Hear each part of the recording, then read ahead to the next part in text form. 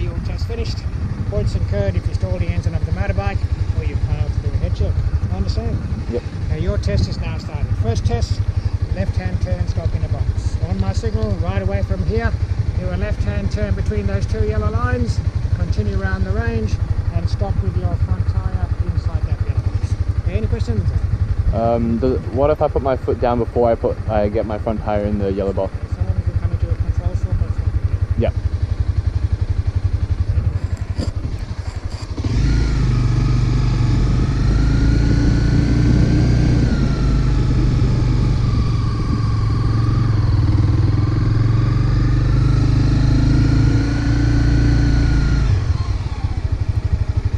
Do a U-turn however you like and park the motorbike on that right.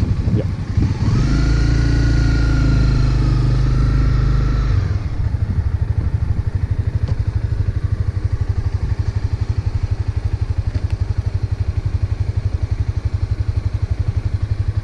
Next test, cone wave and a U-turn. On my signal, right away from here, go to the left of the first cone, right of the second, continue through all 5 cones.